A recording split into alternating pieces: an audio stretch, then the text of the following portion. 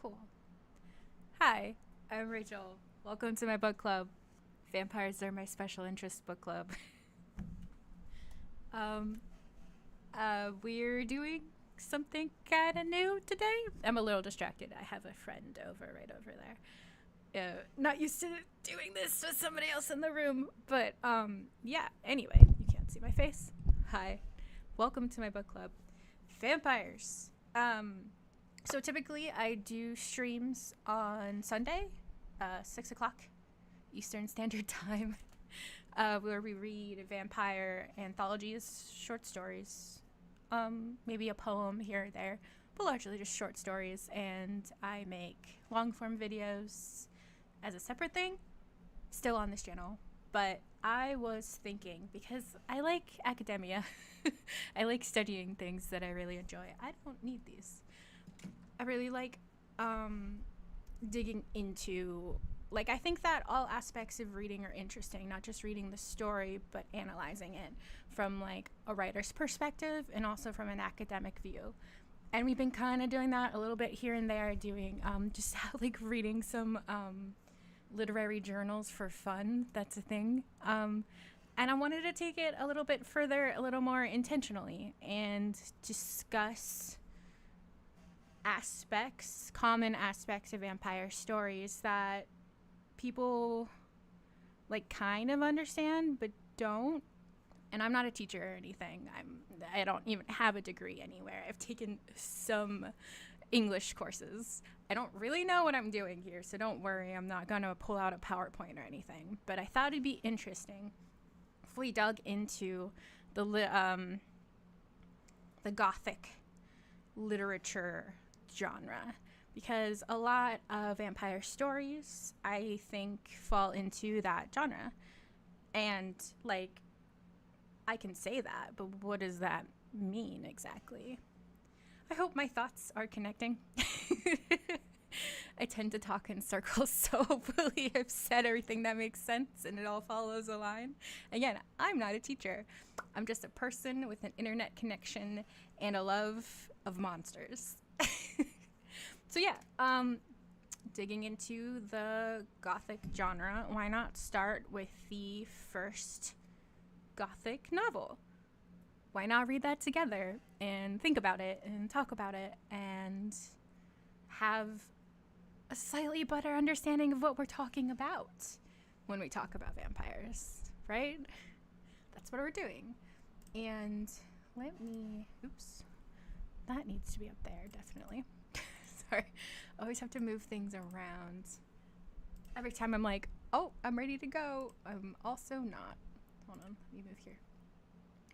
But let's pull up. I'm going to read a little bit of the Wikipedia article. Hey, you can pull it up too. It's not going to be on my screen, but I want to at least go over the first little bit of it so we understand a little bit of what we're reading. So, The Castle of Otranto is a novel by Horace Walpole, first published in 1764. It is generally regarded as the first Gothic novel. In the second edition, Walpole applied the word Gothic to the story in the subtitle, A Gothic Story. Set in a haunted castle, the novel merged medievalism and terror in a style that has endured ever since. The aesthetic of the book has shaped modern-day Gothic books, films, art, music in the goth subgenre. I assume they mean, like, being a goth. Walpole was inspired to write the story after a nightmare he had at his Gothic revival home, Strawberry Hill House, in Twickenham, southwest London, claiming he saw a ghost in the nightmare, which featured a gigantic hand in armor. Walpole incorporated imagery from this into the novel and also drew on his knowledge of medieval history. The novel initiated a literary genre that would become extremely popular in the later 18th and early 19th century. And then it lists a bunch of authors who participated in it, like Bram Stoker and Edgar Allan Poe and such. It was written in 1764 during Horace Walpole's tenure as MP for King's Lynn. Walpole was fascinated with medieval history in 1749, building a fake Gothic castle, Strawberry Hill House. The initial edition was titled in full The Castle of Otranto, A Story, translated by William Marshall Gent from the original Italian of Onufiro Muralto, Canon of the Church of St. Nicholas at Otranto. Oh, I didn't do my usual spiel, but I'm sure if you've been here even a little bit, you can tell. It's not quite summer anymore, but I don't live on the first floor, so it gets warm in here. I have a box fan on, and if that bothers you, the sound is not going to go away because I need it for stability. So if it bothers you, I'm sorry, the stream isn't for you. I don't have the AC on, but my friend over there is using a laptop with issues with their fan. I don't think you can hear it, but if it gets worse, don't worry, we'll handle it. It's not going to be the entire stream or anything. Yeah. Is that the rest of my stream? If I remember anything, I'll interject myself. I'll interject it randomly as I go. The first edition purported to be a translation based on a manuscript written at Naples in 1529 and recently rediscovered in the library of an ancient Catholic family in the north of England. He employed an archaic style of writing to reinforce this conceit. The Italian manuscript story, it was claimed, derived from a story still older, dating back perhaps as far as the Crusades. This Italian manuscript, along with alleged author Onufiro Muralto, were Walpole's fictional creations, and William Marshall his pseudonym. In the second and subsequent editions, Walpole acknowledged authorship of the work, writing, "The favorable manner in which this little piece has been received by the public calls upon the author to explain the grounds on which he composed it, as an attempt to blend the two kinds of romance, the ancient and the modern. In the former, all was imagination and improbability. In the latter, nature is always intended to be, and sometimes has been, copied with success. There was some debate at the time about the function of literature, that is, whether works of fiction should be representative of life or more purely imaginative, i.e., natural verse romantic. The first edition was well received by some reviewers who understood the novel as belonging to medieval fiction. Between 1095, the era of the First Crusade, and 1243, the date of the last. As the first preface states, and some referred to Walpole as an ingenious translator. Following Walpole's admission of authorship, however, many critics were loath to lavish much praise on the work and dismissed it as absurd, fluffy, romantic fiction, or even unsavory or immoral. Which I think encapsulates the Gothic genre very well, actually. Unsavory, immoral, fluffy, absurd, and romantic. In his 1924 edition of The Castle of Otranto, Montague Summers showed that the life story of Manfred of Sicily inspired some details of the plot. The real medieval castle of Otranto was among Manfred's possessions. He repeated the assertion in 1938 in The Gothic Quest. I just thought that was neat and interesting that he first pretended it was written by somebody else, a la, like, The Lord of the Rings, right? Isn't that, like, pretending to be translated through Hobbit or something back to English? So interesting, so fun, so neurodivergent in particular. Okay, I don't think this book is particularly long. Obviously it's hard to tell with all of the additions, but I think it's about 125 pages, give or take some. It shouldn't be too long to read through it. I'm not going to read through it all tonight. Just a little bit here, a little bit there, in the middle of the week when I can. We'll get through it. But it's not all going to be at once. I hope we can, enjoy it together. Welcome to the book club, or whatever. Let's fucking dig into Gothic novels in our free time because we can. Because that's fun. Okay, I didn't mess with the settings. I don't know why.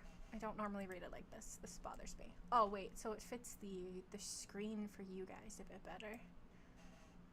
Okay, hopefully, if I'm not looking directly at OBS, hopefully nothing horrible happens. I hope somebody will be here to tell me if something horrible happens. Got my eye on the chat. Okay, introduction. Horace Walpole was the youngest son of Sir Robert Walpole and the great statesman who died Earl of Orford. He was born in 1717, the year in which his father resigned office, remaining in opposition for almost 3 years before his return to a long tenure of power. Horace Walpole was educated at Eton, where he formed a school friendship with Thomas Grey, who was but a few months older. In 1739, Grey was traveling companion with Walpole in France and Italy until they differed and parted, but the friendship was afterwards renewed and remained firm to the end. Horace Walpole went from Eton to King's College, Cambridge, and entered Parliament in 1741, the year before his father's final resignation and acceptance of an earldom. His way of life was made easy to him. As usher of the Exchequer, comptroller of the Pipe, and clerk of the Estreats in the Exchequer, he received nearly 2,000 a year for doing nothing, lived with his father, and amused himself.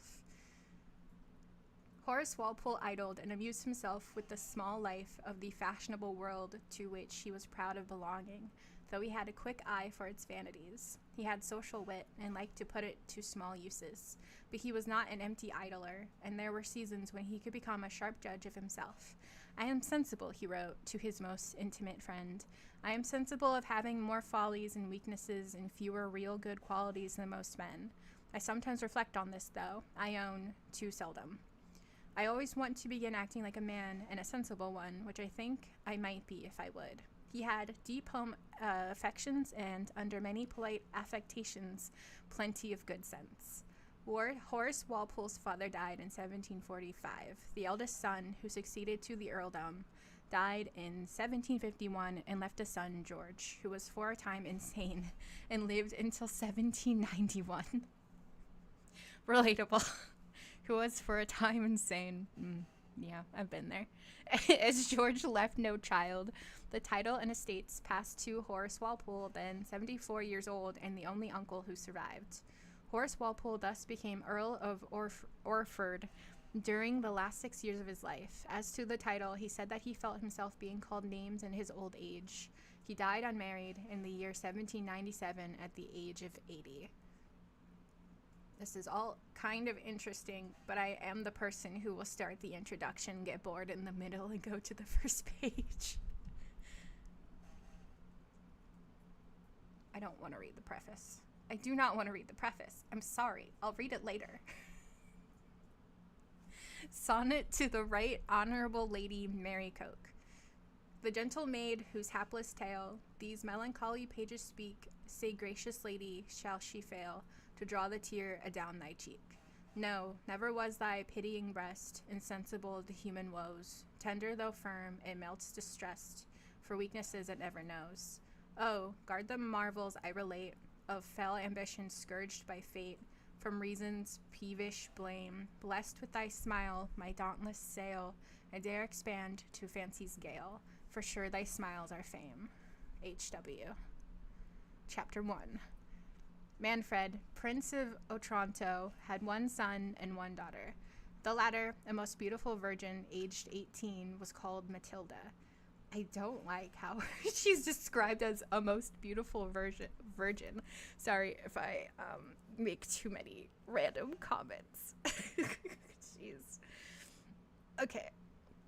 Conrad the son was 3 years younger, a homely youth, sickly, and of no promising disposition. Yet he was the darling of his father, who never showed any symptoms of affection to Matilda. Manfred had contracted a marriage for his son with the Marquis of Vicenza's daughter, Isabella, and she had already been delivered by her guardians into the hands of Manfred, that he might celebrate the wedding as soon as Conrad's infirm state of health would permit. Manfred's impatience for this ceremonial was remarked by his family and neighbors. The former, indeed, apprehending the severity of their prince's disposition, did not dare to utter their surmises on this precipitation. Hippolyta. We're just gonna... I'm gonna say things wrong, but as long as I say them wrong consistently, you're gonna know what I mean. Hippolyta, his wife, an amiable lady, did sometimes venture to represent the danger of marrying their only son so early, considering his great youth and greater infirmities. But she never received any other answer than reflections on her own sterility, and had given him but one heir. His tenants and subjects were less cautious in their discourses. They attributed this hasty wedding to the prince's dread of seeing accomplished an ancient prophecy, which was said to have pronounced that the castle and lordship of Otranto should pass from the present family whenever the real owner should be grown too large to inhabit it. It was difficult to make any sense of this prophecy, and still less easy to conceive what it had to do with the marriage in question. Yet these mysteries or contradictions did not make the populace adhere the less to their opinion. Young Conrad's birthday was fixed for his espousals. The company had assembled in the chapel of the castle, and everything ready for beginning the divine office, when Conrad himself was missing. Manfred, impatient of the least delay, and who had not observed his son retire, dispatched one of his attendants to summon the young prince. The servant, who had not stayed long enough to have crossed the court to Conrad's apartment, came running back breathless, in a frantic manner, his eyes staring and foaming at the mouth. He said nothing, but pointed to the court. The company was struck with terror and amazement. The Princess Hippolyta, without knowing what was the matter, but anxious for her son, swooned away. Manfred, less apprehensive than enraged at the procrastination of the nuptials and at the folly of his domestic, asked imperiously what was the matter. The fellow made no answer, but continued pointing towards the courtyard, and at last, after repeated questions put to him, cried out, "Oh, the helmet! The helmet!" In the meantime, some of the company had run into the court, from whence was heard a confused noise of shrieks, horror, and surprise. Manfred, who began to be alarmed at not seeing his son, went himself to get information of what occasioned this strange confusion. Matilda remained endeavoring to assist her mother, and Isabella stayed for the same purpose, and to avoid showing any impatience for the bridegroom, for whom, in truth, she had conceived little affection. The first thing that struck Manfred's eyes was a group of his servants endeavoring to raise something that appeared to him a mountain of sable plumes. He gazed without believing his sight. "What are ye doing?" cried Manfred, wrathfully. "Where is my son?"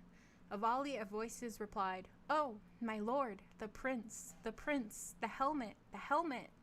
Shocked with these lamentable sounds, and dreading he knew not what, he advanced hastily. But what a sight for a father's eyes! He beheld his child dashed to pieces, almost buried under an enormous helmet, 100 times more large than any casque ever made for a human being, and shaded with a proportionable quantity of black feathers. The horror of the spectacle, the ignorance of all around how this misfortune had happened, and above all, the tremendous phenomena before him, took away the prince's speech. Yet his silence lasted longer than even grief could occasion. He fixed his eyes on what he wished in vain to believe a vision, and seemed less attentive to his loss, than buried in meditation on the stupendous object that had occasioned it. He examined the fatal casque, nor could even the bleeding, mangled remains of the young prince divert the eyes of Manfred from the portent before him. All who had known his partial fondness for young Conrad were as much surprised at their prince's insensibility as thunderstruck themselves at the miracle of the helmet. They conveyed the disfigured corpse into the hall without receiving the least direction from Manfred. As little was he attentive to the ladies who remained in the chapel. On the contrary, without mentioning the unhappy princesses, his wife and daughter, the first sounds that dropped from Manfred's lips were, "Take care of the Lady Isabella."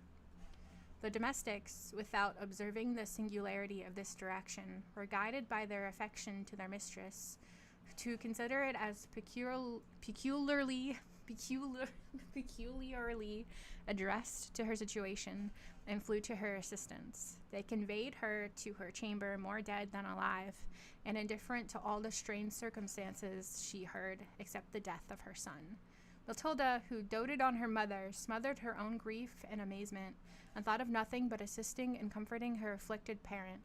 Isabella, who had been treated by Hippolyta like a daughter, and who returned that tenderness with equal duty and affection, was scarce less assiduous about the princess, at the same time endeavoring to partake and lessen the weight of sorrow which she saw Matilda strove to suppress, for whom she had conceived the warmest sympathy of friendship.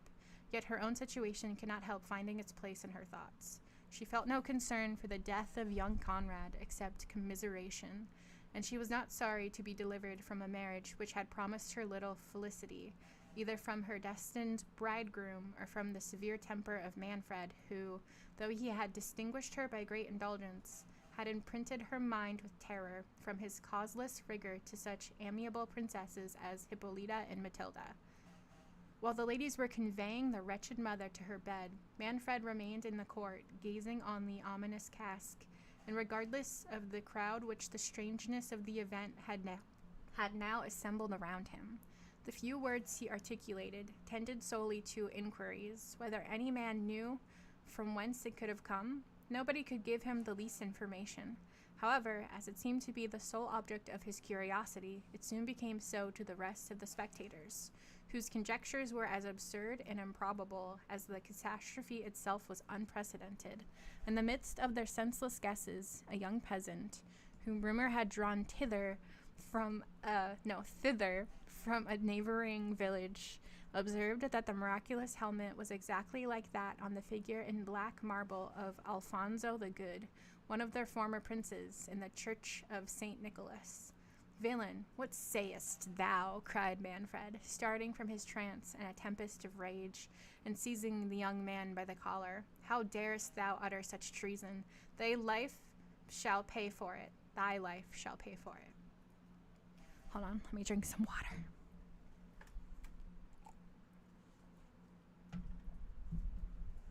The spectators, who as little comprehended the cause of the prince's fury as all the rest they had seen, were at a loss to unravel this new circumstance. The young peasant himself was still more astonished, not conceiving how he had offended the prince.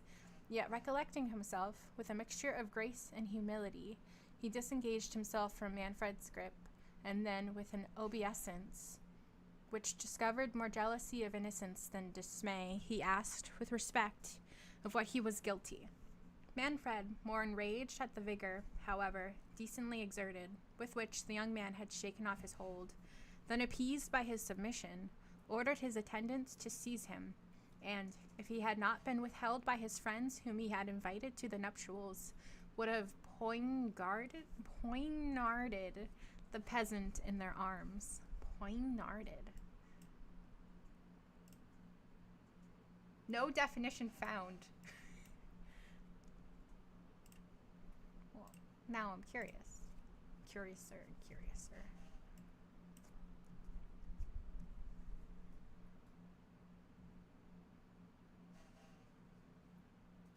Poignard translate to be stabbed. To be stabbered. Oh. If he had not been withheld by his friends, whom he had invited to the nuptials, would have stabbed the peasant in their arms. During this altercation, some of the vulgar spectators had run to the great church, which stood near the castle, and came back open-mouthed, declaring that the helmet was missing from Alfonso's statue. Manfred, at this news, grew perfectly frantic, and, as if he sought a subject on which to vent the tempest within him, he rushed again on the young peasant, crying, "Villain, monster, sorcerer, 'tis thou hast done this, 'tis thou hast slain my son."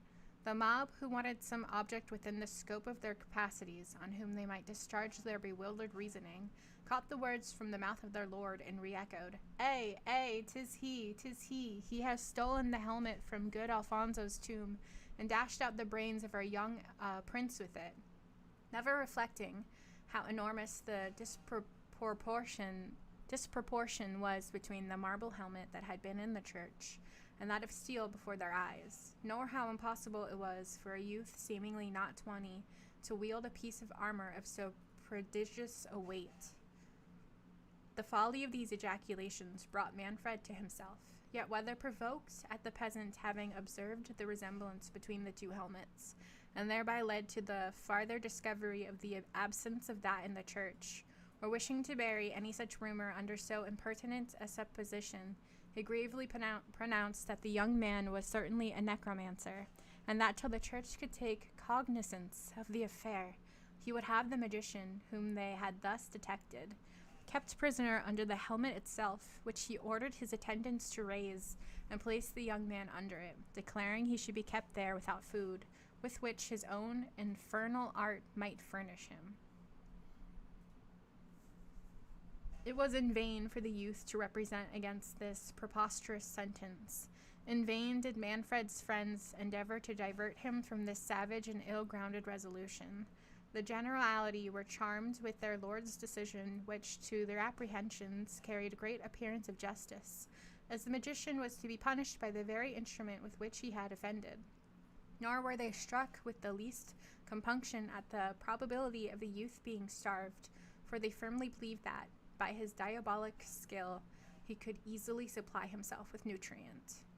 Manfred thus saw his commands even cheerfully obeyed, and appointing a guard with strict orders to prevent any food being conveyed to the prisoner, he dismissed his friends and attendants and retired to his own chamber, after locking the gates of the castle, in which he suffered none but his domestics to remain. In the meantime, the care and zeal of the young ladies had brought the Princess Hippolyta to herself, who amidst the transports of her own sorrow frequently demanded news of her lord, would have dismissed her attendants to watch over him, and at last enjoined Matilda to leave her and visit and comfort her father. Matilda, who wanted no affectionate duty to Manfred, though she trembled in his austerity, obeyed the orders of Hippolyta, whom she tenderly recommended to Isabella, and inquiring of the domestics for her father, was informed that he was retired to his chamber, and had commanded that nobody should have admittance to him. Concluding that he was immersed in sorrow for the death of her brother, and fearing to renew his tears by the sight of his sole remaining child, she hesitated whether she should break in upon his affliction, yet solicitude for him, backed by the commands of her mother, encouraged her to venture disobeying the orders he had given, of all she had never been guilty of before. The gentle timidity of her nature made her pause for some minutes at his door. She heard him traverse his chamber backwards and forwards with disordered steps, a mood which increased her apprehensions. She was, however, just going to beg admittance, when Manfred suddenly opened the door, and, as it was now twilight, concurring with the disorder of his mind, he did not distinguish the person, but asked angrily who it was. Matilda replied, trembling, "My dearest father, it is I, your daughter." Manfred, stepping back hastily, cried, "Begone, I do not want a daughter," and flinging back abruptly, clapped the door against the terrified Matilda. She was too well acquainted with her father's impetuosity to venture a second intrusion. When she had a little recovered the shock of so bitter a reception, she wiped away her tears to prevent the additional stab that the knowledge of it would give to Hippolyta, who questioned her in the most anxious terms on the death of Manfred, and how he bore his loss. I just screwed that up. Who questioned her in the most anxious terms on the health of Manfred, and how he bore his loss. Matilda assured her he was well, and supported his misfortune with manly fortitude. "But will he not let me see him?" asked Hippolyta mournfully. "Will he not permit me to blend my tears with his, and shed a mother's sorrows in the bosom of her lord? Or do you deceive me, Matilda? I know how Manfred doted on his son. Is not the stroke too heavy for him? Has he not sunk under it? You do not answer me. Alas, I dread the worst. Raise me, my maidens. I will see my lord. Bear me to him instantly. He is dearer to me even than my children." Matilda made signs to Isabella to prevent Hippolyta's rising. Both those lovely young women were using their gentle violence to stop and calm the princess, when a servant, on the part of Manfred, arrived and told Isabella that his lord demanded to speak with her. "With me," cried Isabella. "Go." Hold on.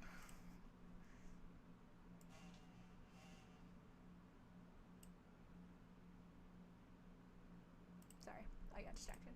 Okay. Go, said Hippolyta, relieved by a message from her lord. Manfred cannot support the sight of his own family. He thinks you less disordered than we are, and dreads the shock of my grief. Console him, dear Isabella, and tell him I will smother my own anguish rather than add to his. I'm really glad that, women can just leave a marriage if they're not happy. We don't have to beg our lords to care that we are sad that our son is dead. We don't have to beg our husbands to give a shit that we're sad that our son just died in front of us or whatever. Not in front of her, but thank God for no-fault divorce. Anyway. As it was now evening, the servant who conducted Isabella bore a torch before her. When they came to Manfred, who was walking impatiently about the gallery, he started and said hastily, "Take away that light and begone." Then shutting the door impetuously, he flung himself upon a bench against the wall and bade Isabella sit by him. She obeyed, trembling. "I sent for you, lady," said he, and then stopped under great appearance of confusion. "My lord." "Yes, I sent for you on a matter of great moment," resumed he. "Dry your tears, young lady. You have lost your bridegroom. Yes, cruel fate. And I have lost the hopes of my race. But Conrad was not worthy of your beauty." "How, my lord?" said Isabella. "Sure you do not suspect me of not feeling the concern I ought. My duty and affection would have always—" "Think no more of him," interrupted Manfred. "He was a sickly, puny child, and heaven has perhaps taken him away, that I might not trust the honors of my house on so frail a foundation. The line of Manfred calls for numerous supports. My foolish fondness for that boy blinded the eyes of my prudence. But it is better as it is. I hope in a few years to have reason to rejoice at the death of Conrad." Words cannot paint the astonishment of Isabella. At first she apprehended that grief had disordered Manfred's understanding. Her next thought suggested that this strange discourse was designed to ensnare her. She feared that Manfred had perceived her indifference for his son, and in consequence of that idea she replied, "Good, my lord, do not doubt my tenderness. My heart would have accompanied my hand. Conrad would have engrossed all my care, and wherever fate shall dispose of me, I shall always cherish his memory, and regard your highness and the virtuous Hippolyta as my parents." "Curse on Hippolyta," cried Manfred. "Forget her from this moment, as I do. In short, lady, you have missed a husband undeserving of your charms. They shall now be better disposed of. Instead of a sickly boy, you shall have a husband in the prime of his age, who will know how to value your beauties, and who may expect a numerous offspring." "Alas, my lord," said Isabella, "my mind is too sadly engrossed by the recent catastrophe in your family to think of another marriage. If ever my father returns, and it shall be his pleasure, I shall obey, as I did when I consented to give my hand to your son. But until his return, permit me to remain under your hospitable roof, and employ the melancholy hours in assuaging yours, Hippolyta's, and the fair Matilda's affliction." "I desired you once before," said Manfred angrily, "not to name that woman. From this hour she must be a stranger to you, as she must be to me. In short, Isabella, since I cannot give you my son, I offer you myself." "Heavens!" cried Isabella, waking from her delusion. "What do I hear? You, my lord? You, my father-in-law, the father of Conrad, the husband of the virtuous and tender Hippolyta? What? You? Him? You? What?" "I tell you," said Manfred imperiously, "Hippolyta is no longer my wife. I divorce her from this hour. Too long has she cursed me by her unfruitfulness. My fate depends on having sons, and this night I trust will give a new date to my hopes." At those words he seized the cold hand of Isabella, who was half dead with fright and horror. Were women really that... It's hard to believe. Were women really that frail? Once upon a time, half dead with fright and horror. She shrieked and started from him. Manfred rose to pursue her. When the moon, which was now up and gleamed in at the opposite casement, presented to his sight the plumes of fatal helmet which rose to the height of windows, waving backwards and forwards in a tempestuous manner, and accompanied with a hollow and rustling sound. Isabella, who gathered courage from her situation and who dreaded nothing so much as Manfred's pursuit of his declaration, cried, "Look, my lord, see, heaven itself declares against your impious intentions." Cat hair. "Heaven nor hell shall impede my designs," said Manfred, advancing again to seize the princess. At that instant, the portrait of his grandfather, which hung over the bench where they had been sitting, uttered a deep sigh and heaved its breast. Isabella, whose back was turned to the picture, saw not the motion, nor knew whence the sound came, but started and said, "Hark, my lord, what sound was that?" and at the same time made towards the door.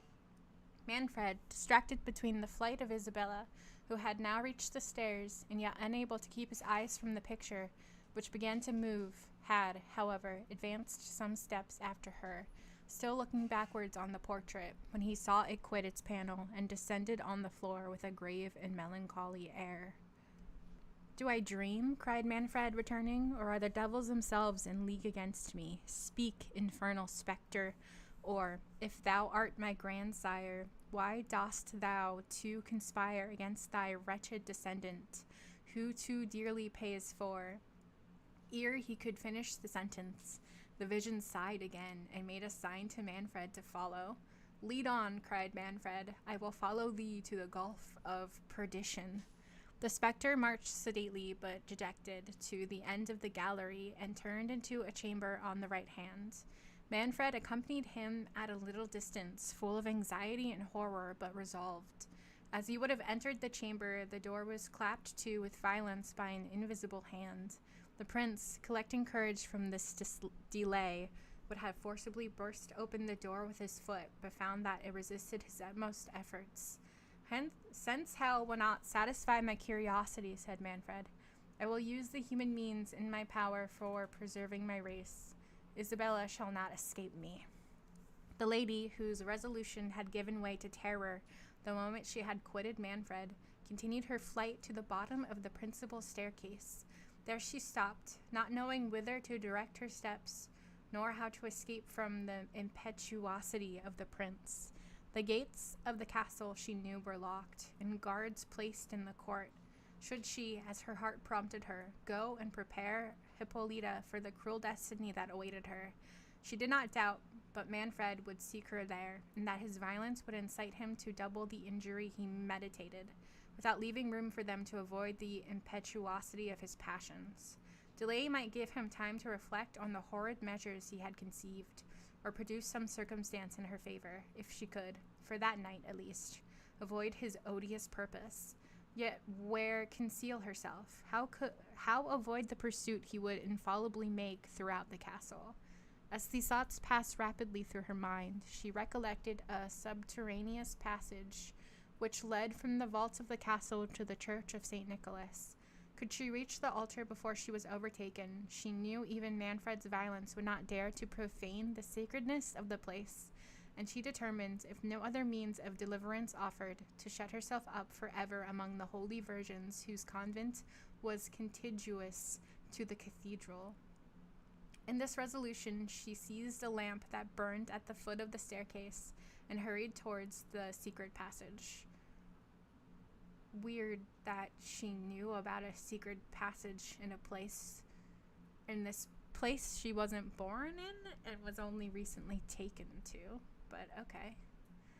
The lower part of the castle was hollowed into several intricate cloisters, and it was not easy for one under so much anxiety to find the door that opened into the cavern. An awful silence reigned throughout those subterraneous regions, except now and then some blasts of wind that shook the doors she had passed, and which, grating on the rusty hinges, were re-echoed through the long labyrinth of darkness.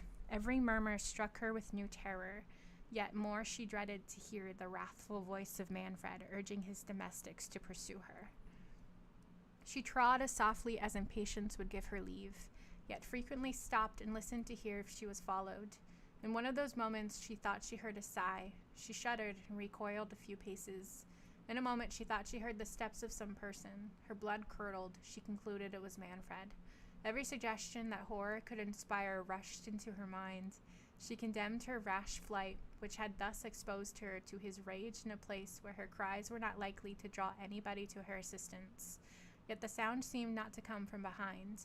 If Manfred knew where she was, he must have followed her. She was still in one of the cloisters, and the steps she had heard were too distinct to proceed from the way she had come. Cheered with this reflection and hoping to find a friend in whoever was not the prince, she was going to advance, when a door that stood ajar at some distance to the left was opened gently, but ere her lamp, which she held up, could discover who opened it, the person retreated precipitately on seeing the light. Precipitately is not a natural word for me to say. Isabella, whom every instinct was sufficient to dismay, hesitated whether she should proceed. Her dread of Manfred soon outweighed every other terror. The very circumstance of the person avoiding her gave her a sort of courage. It could only be, she thought, some domestic belonging to the castle. Her gentleness had never raised her an enemy, and conscious innocence made her hope that, unless sent by the prince's order to seek her, her servants would rather assist than prevent her flight. Fortifying herself with these reflections, and believing by what she could observe that she was near the mouth of the subterraneous cavern, she approached the door that had been opened, but a sudden gust of wind that met her at the door extinguished her lamp, and left her in total darkness. Words cannot paint the horror of the princess's situation. Alone in so dismal a place, her mind imprinted with all the terrible events of the day, hopeless of escaping, expecting every moment the arrival of Manfred, and far from tranquil on knowing she was within reach of somebody, she knew not whom, who for some cause seemed concealed thereabouts. All these thoughts crowded on her distracted mind, and she was ready to sink under her apprehensions. She addressed herself to every saint in heaven, and inwardly implored their assistance. For a considerable time she remained in an agony of despair.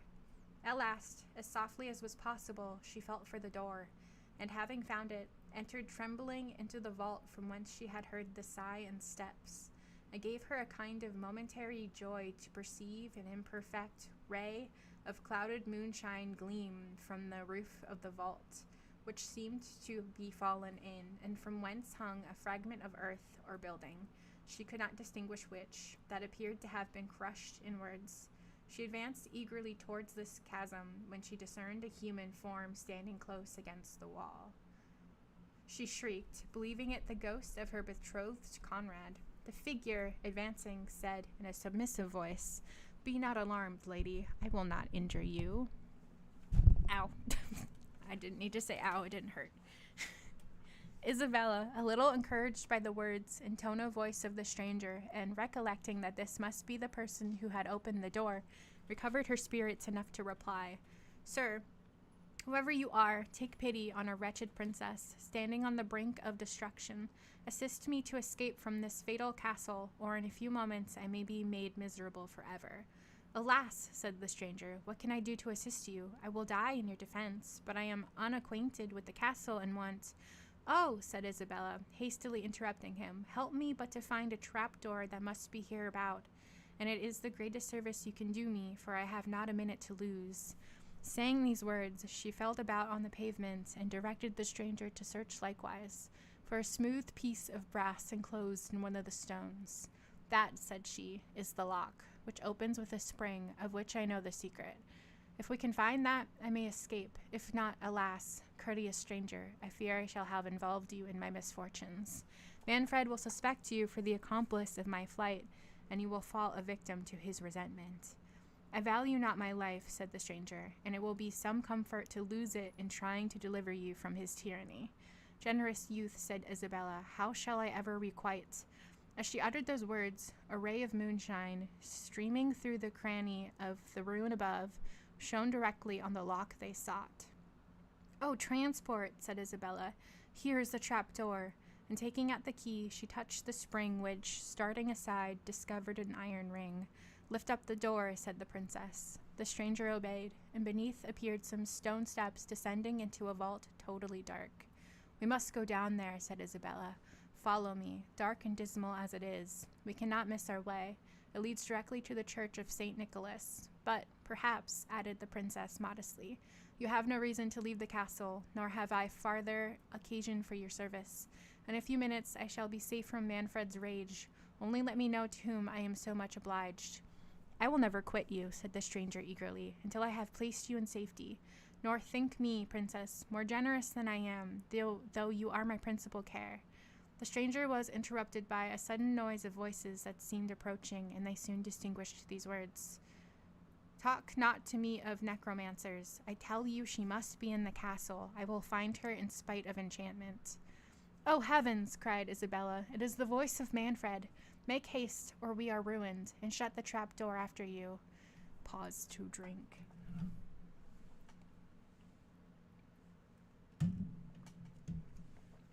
I'm having fun. This is all very dramatic. I love drama. I love gothic drama. Running around looking for a trap door in a castle with a man who really, really wants to marry you for some reason, and you're terrified of him. I wonder if there's a twist to the person who's helped her. Like, is it a ghost all along? Is there a necromancer? Saying this, she descended the steps precipitately, and as the stranger hastened to follow her, he let the door slip out of his hands. It fell, and the spring closed over it. He tried in vain to open it, not having observed Isabella's method of touching the spring, nor had he many moments to make an essay. The noise of the falling door had been heard by Manfred, who, directed by the sound, hastened thither, attended by his servants with torches. It must be Isabella, cried Manfred, before he entered the vault. She is escaping by the subterraneous passage, but she cannot have got far. What was the astonishment of the prince when, instead of Isabella, the light of the torches discovered to him the young peasant whom he thought confined under the fatal helmet. Oh, there you go. Obviously, that was obvious. I should have seen that. I kind of forgot about the guy that he punished. I got wrapped up in the drama of Isabella running away. Traitor, said Manfred, how camest thou here? I thought thee in durance above in the court. I am no traitor, replied the young man boldly, nor am I answerable for your thoughts. Presumptuous villain, cried Manfred, dost thou provoke my wrath? Tell me, how hast thou escaped from above? Thou hast corrupted thy guards, and their lives shall answer it. My poverty, said the peasant calmly, will disculpate them. Let's look up what the hell disculpate means. Oh, okay. Kindle's very helpful. Thank you. You don't know what a single word means. Why do you even have a dictionary option?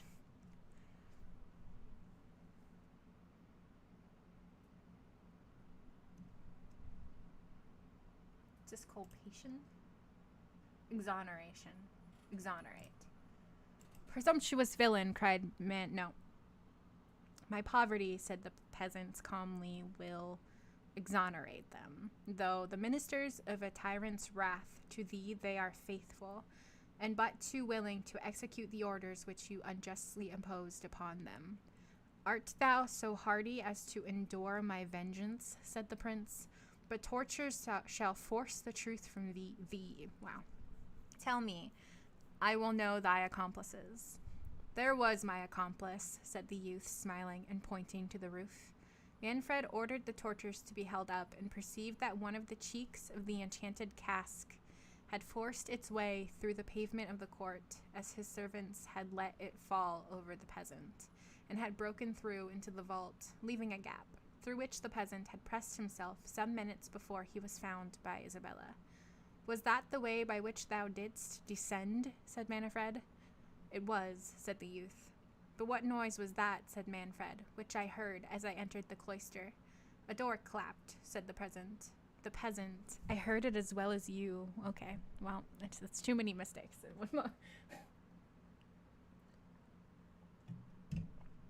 Gotta distract him so that the girl can get away.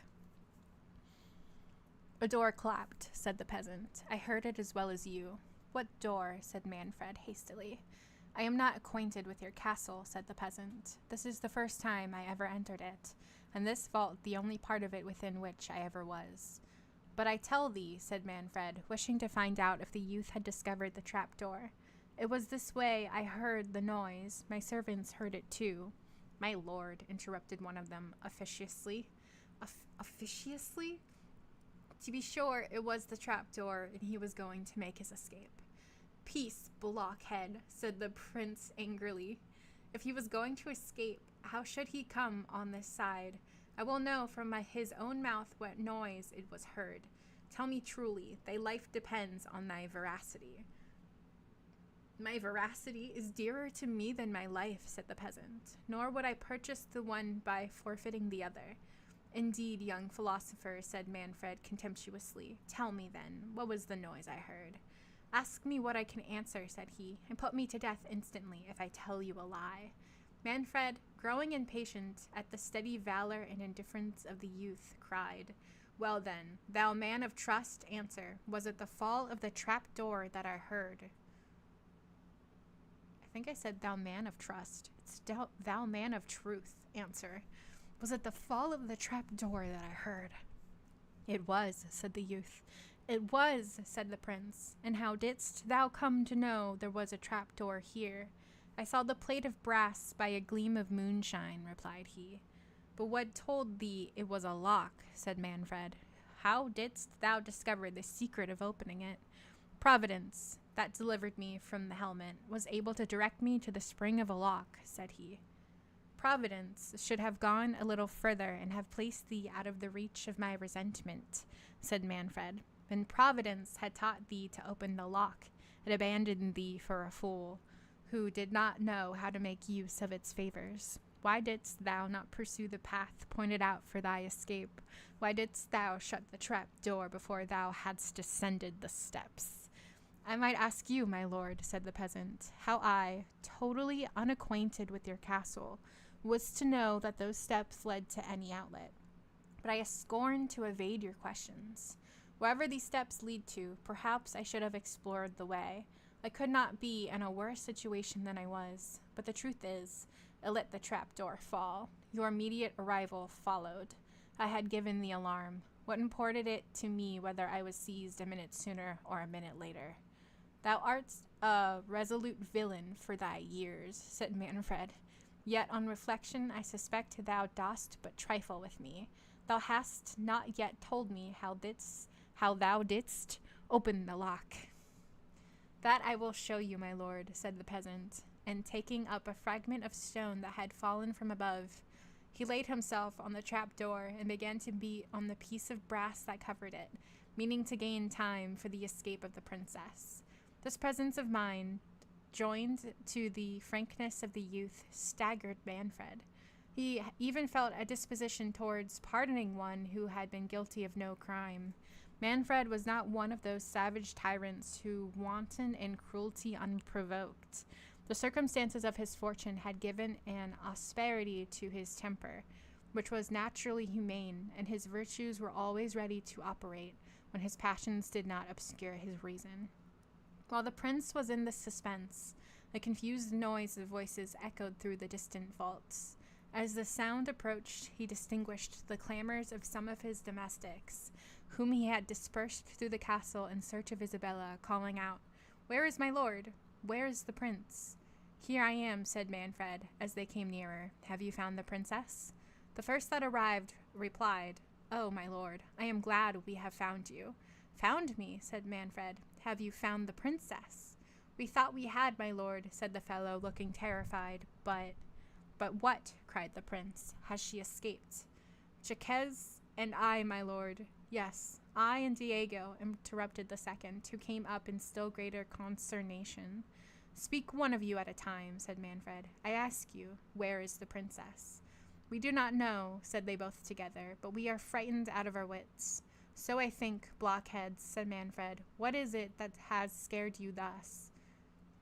Oh, my lord, said Jaquez, Diego has seen such a sight. Your highness would not believe your eyes. What new absurdity is this? Cried Manfred. Give me a direct answer, or by heaven. Why, my lord, if it please your highness to hear me, said the poor fellow, Diego and I. Yes, and I, Jaquez, cried his comrade. Did I not forbid you to speak both at a time? Said the prince. You, Jacques, answer, for the other fool seems more distracted than thou art. What is the matter? My gracious lord, said Jacques, if it please your highness to hear me, Diego and I, according to your highness's orders, went to search for the young lady, but being comprehensive that we might meet the ghost of my young lord, my highness's son, God rest his soul, as he has not received Christian burial. Sot, cried Manfred in a rage. Is it only a ghost, then, that thou hast seen? Oh, worse, my lord, cried Diego. I had rather have seen 10 whole ghosts. Grant me patience, said Manfred. These blockheads distract me. Out of my sight, Diego, and thou, Jacques, tell me in one word, art thou sober? Art thou raving? Thou wast wont to have some sense. Has the other sot frightened himself, and thee too? Speak. What is it he fancies he has seen? Why, my lord, replied Jacques, trembling, I was going to tell your highness that since the calamitous misfortune of my young lord, God rest his precious soul, not one of us, your highness's faithful servants, indeed we are, my lord, though poor men, I say, not one of us has dared to set a foot about the castle, but 2 together. So Diego and I, thinking that my young lady might be in the great gallery, went up there to look for her, and tell her your highness wanted something to impart to her. Oh, blundering fools, cried Manfred, and in the meantime she has made her escape, because you were afraid of goblins. Why, thou knave, she left me in the gallery. I came from thence myself. For all that, she may be there still, for aught I know, cried Jacques, but the devil shall have me before I seek her there again. Poor Diego! I do not believe he will ever recover it. This is a bit like a comedy show at this point. Maybe he's pulling ideas from Shakespeare, trying to weave gravity and horror and 2 idiots being scared of nothing.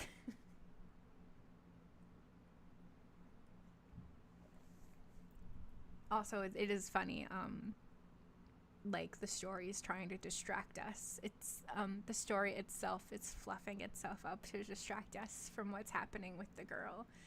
It's not interjecting by telling us this is what she's doing while he's talking.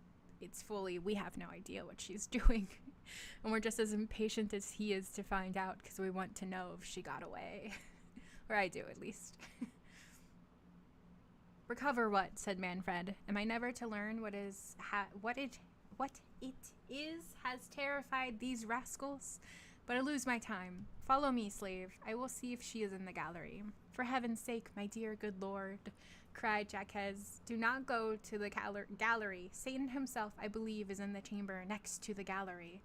Manfred, who hitherto had treated the terror of his servants as an idle panic, was struck at this new circumstance. He recollected the apparition of the portrait and the sudden closing of the door at the end of the gallery. His voice faltered, and he asked with disorder, What is in the great chamber? My lord, said Jacques, when Diego and I came into the gallery, he went first, for he said he had more courage than I. So when we came into the gallery, we found nobody. We looked under every bench and stool, and still we found nobody. Were all the pictures in their places? Said Manfred. Yes, my lord, answered Jacques, but we did not think of looking behind them. Well, well, said Manfred, proceed. When we came to the door of the great chamber, continued Jacques, we found it shut. And could not you open it? Said Manfred. Oh, yes, my lord. Would to heaven we had not, replied he. Nay, it was not I neither, it was Diego. He was grown foolhardy, and would go on, though I advised him not, if ever I opened a door that is shut again. Trifle not, said Manfred, shuddering, but tell me what you saw in the great chamber on opening the door. Aye, my lord, said Jacques, I was behind Diego, but I heard the noise. Jacques, said Manfred, in a solemn tone of voice, tell me, I adjure thee, by the souls of my ancestors, what was it thou sawest? What was it thou heardest? It was Diego saw it, my lord. It was not I, replied Jacques. I only heard the noise. Diego had no sooner opened the door than he cried out and ran back. I ran back too and said, Is it the ghost? The ghost? Oh no, said Diego, and his hair stood on end. It was a giant, I believe. He was all clad in armor, for I saw his foot and part of his leg, and they are as large as the helmet below in the court. As he said these words, my lord, we heard a violent motion and the rattling of armor, as if the giant was rising. For Diego has told me since that he believes the giant was lying down, for the foot and leg were stretched at length on the floor.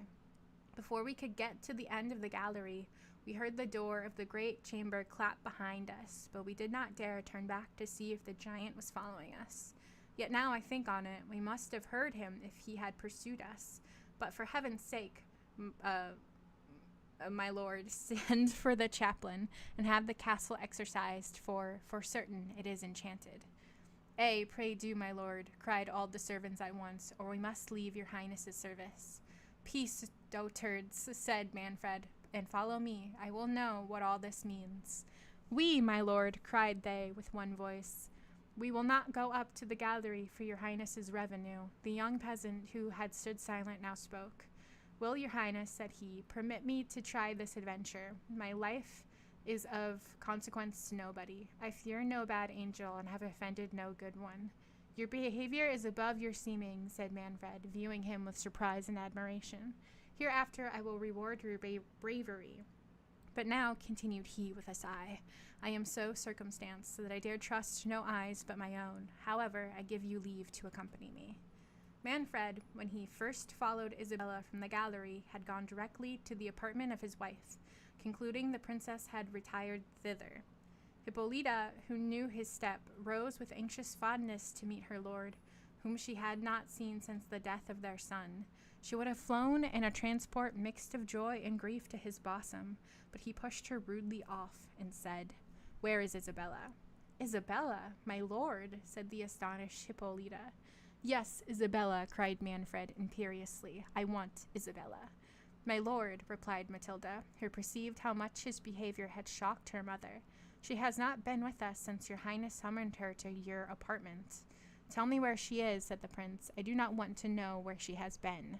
My good lord, says Hippolyta, your daughter tells you the truth. Isabella left us by your command, and has not returned since. But my good lord, compose yourself. Retire to your rest. This dismal day has disordered you. Isabella shall wait your orders in the morning. What then? You know where she is? Cried Manfred.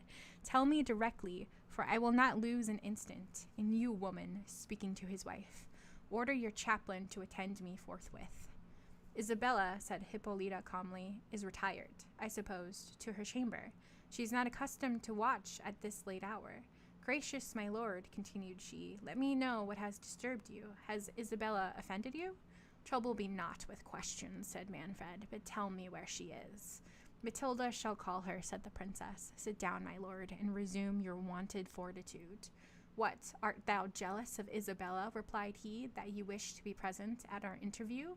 Good heavens, my lord, said Hippolyta, what is it your highness means? Thou wilt know ere many minutes are past, said the cruel prince. Send your chaplain to me, and wait my pleasure here. At these words he flung out of the room in search of Isabella, leaving the amazed ladies thunderstruck with his words and frantic deportment, and lost in vain conjectures on what he was meditating. I think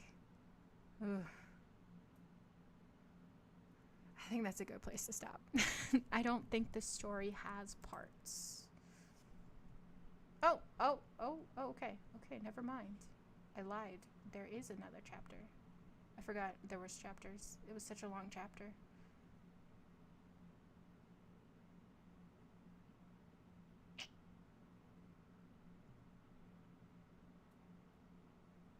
Okay. We're gonna finish because it's almost done. Never mind. But where did I stop? My brain. Oh, God. Okay. At these words, he flung out of the room in search of Isabella, leaving the amazed ladies thunderstruck with his words and frantic deportment, and lost in vain conjectures on what he was meditating. Manfred was now returning from the vault, attended by the peasant and a few of his servants whom he had obliged to accompany him. He ascended the staircase without stopping till he arrived at the gallery, at the door of which he met Hippolyta and her chaplain. When Diego had been dismissed by Manfred, He had gone directly to the princess's apartment with the alarm of what he had seen. The excellent lady, who no more than Manfred doubted of the reality of the vision, yet affected to treat it as a delirium of the servant. Willing, however, to save her lord from any additional shock, and prepared by a series of griefs not to tremble at any accession to it, she determined to make herself the first sacrifice, if fate had marked the present hour for their destruction. Dismissing the reluctant Matilda to her rest, who in vain sued for leave to accompany her mother, and attended only by her chaplain, Hippolyta had visited the gallery and great chamber, and now, with more serenity of soul than she had felt for many hours, she met her lord, and assured him that the vision of the gigantic leg and foot was all a fable, and no doubt an impression made by fear, in the dark and dismal hour of the night, on the minds of his servants. She and the chaplain had examined the chamber and found everything in the usual order. Manfred, though persuaded, like his wife, that the vision had been no work of fancy, recovered a little from the tempest of mind into which so many strange events had thrown him. Ashamed, too, of his inhuman treatment of the princess who returned every injury with new marks of tenderness and duty, he felt returning love forcing itself into his eyes, but not less ashamed of feeling remorse towards one against whom he was inwardly meditating a yet more bitter outrage. He curbed the yearnings of his heart and did not dare to lean even towards pity. The next transition of his soul was to exquisite villainy. Presuming on the unshaken submission of Hippolyta, he flattered himself that she would not only acquiesce with patience to a divorce, but would obey, if it was his pleasure, in endeavoring to persuade Isabella to give him her hand. But ere he could indulge his horrid hope, he reflected that Isabella was not to be found. Coming to himself, he gave orders that every avenue to the castle should be strictly guarded, and charged his domestics on pain of their lives to suffer nobody to pass out. The young peasant, to whom he spoke favorably, he ordered to remain in a small chamber on the stairs, in which there was a pallet bed, and a key of which he took away himself, telling the youth he would talk with him in the morning, then dismissing his attendants and bestowing a sullen kind of half-nod to Hippolyta, he retired to his own chamber. This guy is an asshole.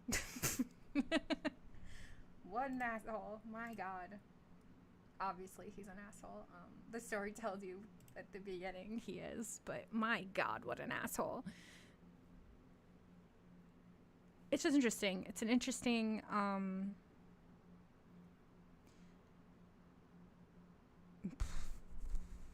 not sure. I don't really have any thoughts. They're kind of muddled. It's all new, this story. I don't quite have any right now. But I am intrigued. I like the villainy. I like, I feel bad for the female characters, of course. Any character under this dude's reign of terror sucks. It sucks to be under his reign of terror, but especially the women who are like, they have to be demure and perfect and beautiful, or they get thrown into an asylum or murdered or something. Like, it's cool that his wife and daughter are nice. Good for them. I would have set him on fire, though. But they also would have thrown me into an asylum in the 1900s, and I would have died there. So, you know, I'm different. Okay. I'm logging off. I will see you guys on Thursday. No, why did I say Thursday? It is Thursday. It is Thursday, right? Yeah. See you on Sunday, 6 o'clock Eastern Standard Time for our usual vampire shenanigans. Thank you for being here. If you're here, especially if you made it all the way to the end, I really do appreciate it. This is all just me being silly and indulging in something that I love. So it's wonderful when other people are here too. Thank you. And good night. Bye.